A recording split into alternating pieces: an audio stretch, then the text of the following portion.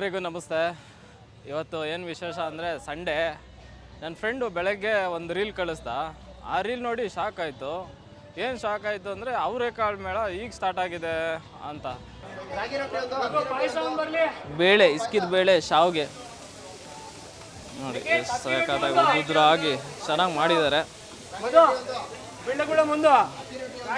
Next ಒಪ್ಪೆಟ್ಟು, ಅವರೆಕಾಳು ಒಪ್ಪೆಟ್ಟು, ಜೊತೆಗೆ ಖಾರ ಪೊಂಗಲ್ ಕೂಡ ಅದು ಬೇಳೆಲೆ. ಅಯ್ಯೋ ಸೂಪರ್ ಅಣ್ಣ. ಹಂಗಾದ್ರೆ